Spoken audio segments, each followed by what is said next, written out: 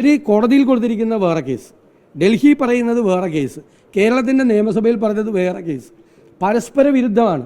57,800 കോടി രൂപ കേന്ദ്രത്തിൽ നിന്ന് കിട്ടാനുണ്ട് എന്ന് പറയുന്നത് നുണയാണ്, പച്ചക്കള്ളമാണ്. അത് ഊതിപ്പെരിപ്പിച്ച കണക്കാണ്. ആ കണക്ക് ഞങ്ങൾ പൊളിച്ചതാണ് നിയമസഭയിൽ വെച്ച്. ഇവരുടെ നികുതി പിരിവിലുണ്ടായ പരാജയം, ഇവരുടെ ധൂർത്തും അഴിമതിയും കെടുകാര്യസ്ഥതയുമാണ് ഈ രൂക്ഷമായ ധനപ്രതിസന്ധിക്ക് കാരണം. ഒരുപാട് കാരണങ്ങളിൽ ഒന്നാണ് കേന്ദ്ര അവഗണന. അത് ഇവർ 10ാം ധനകാര്യ കമ്മീഷനെയും 15ാം ധനകാര്യ കമ്മീഷൻ തമ്മിൽ താരതമ്യപ്പെടുത്തി കിട്ടിയ കുറവാണ് പറയുന്നത്. 10ാം ധനകാര്യ കമ്മീഷൻ ഉണ്ടായത് 1995. 14ാം ധനകാര്യ കമ്മീഷൻ 15ാം ധനകാര്യ കമ്മീഷനാണ്. കർണാടക സമരത്തിൽ അവർ പറഞ്ഞിരിക്കുന്നത് അതാണ്. പിന്നെ അവർക്ക് അവിടെ വരൾച്ച 90% ജില്ലകളിലും വരൾച്ച ദുരിതാശ്വാസം കിട്ടിയിട്ടില്ല. മാത്രമല്ല അവർ 8 മാസത്തിനിടയിൽ 4 സുപ്രധാനമായ പരിപാടികളാണ് നടത്തിയിട്ടുള്ളത്.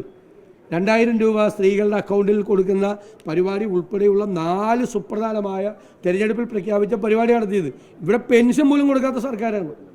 പെൻഷൻ പോലും 5 മാസമായിട്ട് പെൻഷൻ കൊടുത്തിട്ടില്ല, ജീവനക്കാർക്ക് പണം കൊടുത്തിട്ടില്ല, ആർക്കും പണം കൊടുക്കുന്നില്ല, കരാറുകാർക്ക് പണമില്ല, വികസന പ്രവർത്തനങ്ങളില്ല, സാമൂഹ്യക്ഷേമ പരിപാടികളില്ല.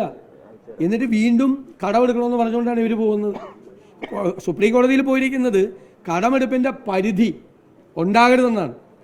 ഇവരെ കടമെടുപ്പിൻ്റെ പരിധിയും കൂടി മാറ്റിയാൽ ഇവർ എവിടെ പോയി നിൽക്കും കേരളം? അത്ര രൂക്ഷമായ ധനപ്രതിസന്ധിയിലേക്ക് സംസ്ഥാനത്തെ ഇവർ തള്ളിയിട്ട്, എന്നിട്ട് ഞങ്ങളിത് നേരത്തെ പറഞ്ഞതല്ലേ, ഞങ്ങളൊരു സുപ്രഭാതത്തിൽ ഉണ്ടാക്കിയതാണോ? 2020 കേരളത്തിലെ പ്രതിപക്ഷം ഇറക്കിയ ധവളപത്രം, കഴിഞ്ഞ വർഷം ഞങ്ങൾ ഇറക്കിയ ധവളപത്രം, ഇതിൽ പ്രവചനാത്മകമായി ഞങ്ങൾ പറഞ്ഞതല്ലേ കേരളത്തിലുണ്ടാകാൻ പോകുന്ന ദുരന്തം. ഞങ്ങളുടെ നറേറ്റീവ് 4-5 വർഷമായി നിയമസഭയ്ക്കകത്തും പുറത്തും ഈ ധനപ്രതിസന്ധിയെക്കുറിച്ചുള്ള കൃത്യമായ ഓർമ്മപ്പെടുത്തലുകളാണ്. തിരുത്താൻ വേണ്ടിയിട്ട് ഞങ്ങൾ ശ്രമിച്ചിട്ടുണ്ട്. സർക്കാരിന് ക്രിയാത്മകമായ നിർദ്ദേശങ്ങൾ ഞങ്ങൾ കൊടുത്തിട്ടുണ്ട്. അതൊന്നും മൈൻഡ് ചെയ്യാതെ എല്ലാ കുഴപ്പത്തിലേക്കും ചെന്ന് ചാടി അവസാനം നിലയില്ലാ കയത്തിലേക്ക് കേരളം പോവുകയാണ്. എന്നിട്ട് തെരഞ്ഞെടുപ്പ് എടുക്കുന്നതിൻ്റെ തൊട്ട് മുമ്പ് പോയിട്ട് ഒരു സമരം നടത്തിയിട്ട് ഇതെല്ലാം എവിടെ പോയി? 5 കൊല്ലമായാലും ഈ ധനകാര്യ കമ്മീഷൻ പ്രവർത്തിക്കുന്നു. 5 കൊല്ലമായാലും ഈ ധനകാര്യ കമ്മീഷൻ 1.92 ആക്കിയിട്ട് ഈ ധനകാര്യ കമ്മീഷൻ്റെ കാലാവധി തീരുവാണ്. ഇത്രയും നാൾ ഈ സമരം കണ്ടില്ലല്ലോ കേന്ദ്രത്തിൻ്റെ മുമ്പിൽ. എവിടെയായിരുന്നു സമയം? അപ്പോൾ ഇപ്പോൾ നിലയില്ലാ കയത്തിൽ പെട്ടുപോയപ്പോൾ, നിവൃത്തിയില്ലാതായപ്പോൾ ജനങ്ങളെ നുണ പറഞ്ഞ് കള്ളം പറഞ്ഞ് 1000 വട്ടം നുണ ആവർത്തിച്ച് പറഞ്ഞുകൊണ്ടിരിക്കുക. അതാണ് ഇവരുടെ തന്ത്രം. ഇവർ നേരത്തെ ഉണ്ടാക്കിയല്ലോ, 18 മാസം ഉമ്മൻചാണ്ടിയുടെ കാലത്ത് പെൻഷൻ കൊടുത്തില്ല, പച്ചക്കള്ളമായിരുന്നു എന്ന് ഞങ്ങൾ നിയമസഭയിൽ തെളിയിച്ചില്ലേ. അതുപോലത്തെ ഒരു കള്ളമാണ് ഈ 57,800 കോടി രൂപ. അത് ഞങ്ങൾ പൊളിച്ചുകൊണ്ടിരിക്കുകയാണ്, ഒരു സംശയം വേണ്ട. ഇപ്പോൾ കേന്ദ്രമന്ത്രി വി മുരളീധരൻ പ്രതിപക്ഷവും സർക്കാരും തമ്മിലുള്ള ഒരു അഡ്ജസ്റ്റ്മെന്റ് സമരമാണ് നടക്കുന്നത്. പ്രതിപക്ഷ നേതാവിന് മുഖ്യമന്ത്രിയെ പേടിയാണ് എന്നൊരു പരാമർശം നടത്തിയിട്ടുണ്ട്. ഈ വി മുരളീധരൻ രാത്രിയാകുമ്പോൾ ഈ മുഖ്യമന്ത്രി പിണറായി വിജയനുമായിട്ട് രാത്രി സംസാരിച്ച് ഒത്തുതീർപ്പിൻ്റെ ഇടനിലക്കാരനാണ്. കേന്ദ്രത്തിലെ സംഘപരിവാർ നേതൃത്വവും കേരളത്തിലെ CPM നേതൃത്വവും തമ്മിലുള്ള ഒത്തുതീർപ്പിലെ ഇടനിലക്കാരനാണ്. അവർ രാവിലെ വന്ന് ഈ സമരം ഞങ്ങൾ തമ്മിലുള്ള അഡ്ജസ്റ്റ്മെൻ്റാണ്, ഞങ്ങൾ തമ്മിൽ ഏറ്റുമുട്ടിക്കൊണ്ടിരിക്കുകയല്ലേ കേരളത്തിൽ. ഞങ്ങൾ ഈ സമരത്തിന് പോകാതെ ഈ സർക്കാരിൻ്റെ തനിനിറം ഞങ്ങൾ തുറന്നു കാട്ടുകയല്ലേ. അപ്പോൾ ഇവരല്ലേ സന്ധി ചെയ്യുന്നത്. എല്ലാ കേസും മുരളീധരനാണ് ഒത്തുതീർപ്പുണ്ടാക്കുന്നത്.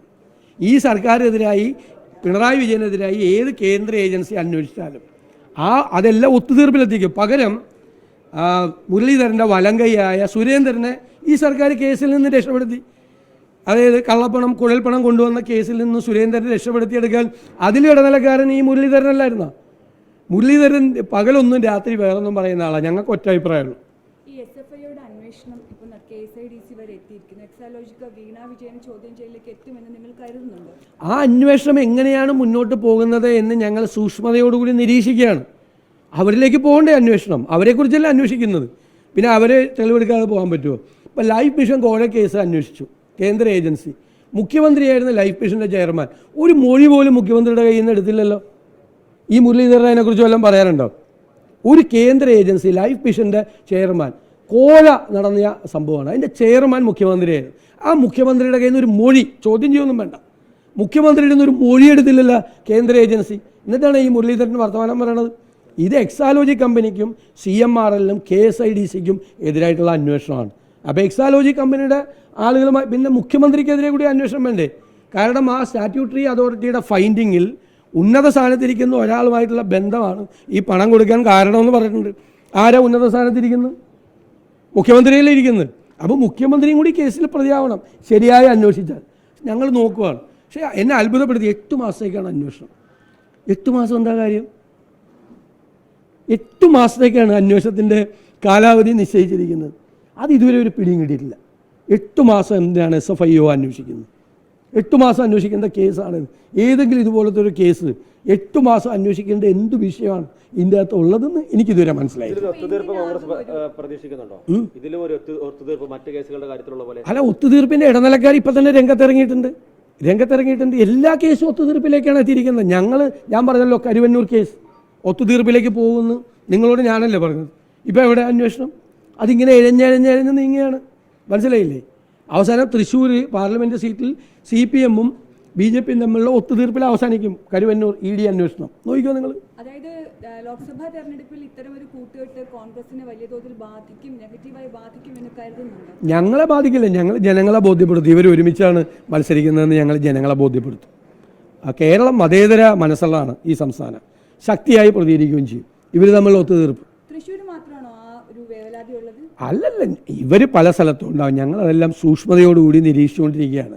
ഞങ്ങളുടേതായ തയ്യാറെടുപ്പ് നടത്തിയിട്ടുണ്ട്. ഉജ്ജ്വലമായ വിജയം കേരളത്തിലെ UDF-ന് പാർലമെന്റ് തെരഞ്ഞെടുപ്പിലുണ്ടാവും. ഈ നേരത്തെ പറഞ്ഞത് കരുവന്നൂർ അടക്കം നേരത്തെയുള്ള പ്രശ്നങ്ങളടക്കം ലൈഫ് മിഷൻ അടക്കം വന്നു, മുഖ്യമന്ത്രിയിലേക്ക് എത്തുമ്പോഴേക്കും തിരികെ പോകുന്നു. ഇവിടെ മുഖ്യമന്ത്രിയുടെ മകളാണ് പ്രതിസ്ഥാനത്തെന്ന് ആരോപിക്കപ്പെടുന്ന വ്യക്തി. അവിടേക്ക് അന്വേഷണം എത്തുമെന്ന് കരുതുന്നുണ്ടോ? നമുക്ക് കാത്തിരുന്ന് കാണാം. വ്യവസായ വകുപ്പിന് കീഴിലുള്ള KSIDC-യിൽ ഇന്നലെ SFIO അന്വേഷണത്തിന് വലിയ ഗുരുതരമായ സംസ്ഥാനം തന്നെ ആദ്യമായിട്ടാണ് അത്തരത്തിൽ സർക്കാർ ഏജൻസിയിലേക്ക് ഒരു അന്വേഷണം SFIO-യുടേത് വരുന്നത്. പക്ഷേ ഒരു സമരം, ഒരു പ്രതിഷേധ പ്രകടനം പോലും യൂത്ത് കോൺഗ്രസിന്റെ പോലും ഭാഗത്ത് നിന്ന് സംസ്ഥാനത്ത് ഉണ്ടായില്ല. നിങ്ങൾ അന്വേഷണം നടക്കില്ല, അതിന് നിങ്ങൾ സമരം ചെയ്യണത്? അല്ലല്ല, അന്വേഷണം നടക്കുന്നതിന് SFIO എന്ന് വെച്ചാൽ ഒരു സ്റ്റാറ്റ്യൂട്ടറി ഏജൻസിയുടെ ഭാഗമായിട്ട് അവരുടെ അന്വേഷണം നടക്കണേ. അതിൻ്റെ മുമ്പിൽ പോയി സമരം ചെയ്യണതിന് അന്വേഷണം നടക്കട്ടെ. അതിനെന്തിനാ യൂത്ത് കോൺഗ്രസ് സമരം ചെയ്യണം? യൂത്ത് കോൺഗ്രസ് അല്ലാത്ത ഒരുപാട് കാര്യങ്ങൾ സമരം ചെയ്യുന്നില്ല. ഈ മാസപ്പടി ഈ വിവാദത്തിൽ തന്നെ ഞങ്ങൾ സമരത്തിലല്ലേ.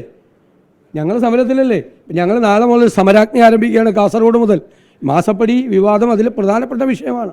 ഈ സർക്കാരിൻ്റെ അഴിമതി ഏറ്റവും പ്രധാനപ്പെട്ട വിഷയമാണ്. വലിയ സമരം ഞങ്ങൾ തുടങ്ങില്ല. നാളെ വീണ്ടും ഒരു റൗണ്ട് വിചാരണ സദസ്സ് തീർന്നേ ഉള്ളൂ. ഇത് തന്നെ എല്ലാ ദിവസവും രാവിലെ ഉച്ചയ്ക്കും രാത്രിയും സമരം ചെയ്യാൻ പറ്റും. വിദ്യാഭ്യാസ വകുപ്പുമായി ബന്ധപ്പെട്ട് ഈ പുതിയ സർവകലാശാലയുടെ കാര്യത്തിൽ മന്ത്രി തന്നെ ഒന്നും അറിഞ്ഞില്ല, കോൺക്ലേവ് അടക്കമുള്ള കാര്യങ്ങൾ അറിയുന്നില്ല. ഇത് വളരെ അത്ഭുതകരമായ കാര്യങ്ങളാണ് നടക്കുന്നത്. കാരണം 1 മാസം മുമ്പാണ് CPM കേന്ദ്ര നേതൃത്വം പറഞ്ഞത് ഈ സ്വകാര്യ സർവകലാശാലകൾ പാടില്ല എന്നുള്ള നിലപാടെടുത്ത്. ആ CPM കേന്ദ്ര നേതൃത്വം അറിയാതെ, LDF അറിയാതെ, CPM അറിയാതെ എങ്ങനെയാണ് ഉന്നത വിദ്യാഭ്യാസ വകുപ്പ് അറിഞ്ഞില്ല എന്ന് നമുക്കറിയാമല്ലോ. അവരറിഞ്ഞിട്ടില്ല. അവരുടെ പ്രതികരണം കണ്ടാൽ അറിയാം. നിങ്ങളോട് അവർ ദേഷ്യപ്പെടുകയും ചെയ്തു ഇന്നലെ ചോദിച്ചപ്പോൾ. ഇതാരും അറിയാതെ എവിടെ നിന്നാണ് സ്വകാര്യ സർവകലാശാല കെട്ടിയിറങ്ങിയത്?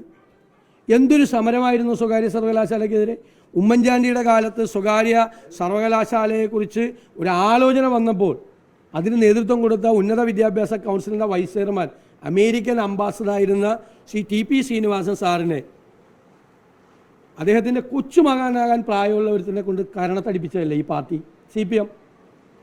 ആദ്യം പോയി അദ്ദേഹത്തിൻ്റെ വീട്ടിൽ പോയി അദ്ദേഹത്തിൻ്റെ കാൽക്കൽ വീണ് സാഷ്ടാംഗം നമസ്കരിച്ചൊരു ഒരു മാപ്പപേക്ഷ നടത്തി CPM. അത് മുഖ്യമന്ത്രി പോയാലും കുഴപ്പമില്ല, പാർട്ടി സെക്രട്ടറി പോയാലും കുഴപ്പമില്ല. അദ്ദേഹത്തിൻ്റെ വീട്ടിൽ പോയിട്ടൊന്ന് ഒരു മാപ്പപേക്ഷ, സാഷ്ടാംഗം കാലിൽ വീണ് ക്ഷമിക്കണമെന്ന് പറ. ആ വലിയ മനുഷ്യൻ്റെ, അദ്ദേഹത്തിനെ പോലെ പ്രായമുള്ള ഒരാളുടെ, പിന്നെ മുത്തച്ഛൻ്റെ പ്രായമുള്ള ഒരാളെ കൊണ്ട്, കൊച്ചുമോൻ്റെ പ്രായമുള്ള ഒരുത്തരെ കൊണ്ട് കരണത്തടിപ്പിച്ച പാർട്ടി. എന്നിട്ട് വേണ്ടാന്ന് ദേശീയ കേന്ദ്ര കമ്മിറ്റി പറയുക, സംസ്ഥാന കമ്മിറ്റി തീരുമാനിക്കുക, പ്രധാനപ്പെട്ട നേതാക്കളെല്ലാം പറയുക. ആരും അറിയാതെ ഇത് വരിക. എന്തെല്ലാം കാര്യങ്ങളാണ് ഈ പാർട്ടിയിൽ നടക്കുന്നത്. ആ പാർട്ടി തീവ്ര വലതുപക്ഷ പാർട്ടിയായിട്ട് മാറിക്കൊണ്ടിരിക്കുകയാണ്. ഞങ്ങളെതിരല്ല. ഞങ്ങളിത് കൊണ്ടുവരാൻ വേണ്ടിയിട്ട് ആലോചിച്ചത് വിദ്യാഭ്യാസ രംഗം ഓപ്പൺ ചെയ്യാൻ വേണ്ടിയിട്ട്. പക്ഷേ ആവശ്യമായ നിബന്ധനകളും ആവശ്യമായ നിയന്ത്രണങ്ങളും സംസ്ഥാന സർക്കാരിന് ഉണ്ടാകണം. ഞങ്ങളിത് പറഞ്ഞപ്പോൾ ഇവിടെ ഓട്ടോണമസ് കോളേജ് ഞങ്ങൾ കൊണ്ടുവരാൻ നോക്കിയപ്പോൾ നടത്തിയ സമരം എന്താ സമരം കേരളത്തിൽ നടത്തിയത്? പുഷ്പനെ അറിയാമോ എന്നൊക്കെ ചോദിച്ചിട്ടുള്ള പാട്ടും വെടിവെപ്പും. സ്വാശ്രയ കോളേജിനെതിരായിട്ടുള്ള സമരം നടത്തിയ ആളുകൾ വിദേശ സർവകലാശാലകളെ സ്വകാര്യ സർവകലാശാലകൾക്ക് പട്ടും വളയും കൊടുത്ത് കൊണ്ടുവരാൻ വേണ്ടി നോക്കുകയാണ്. പച്ച പരവതാനി വിരിച്ച് കൊണ്ടുവരാൻ നോക്കുകയാണ്. എന്തെല്ലാം കാണണം നമുക്ക്.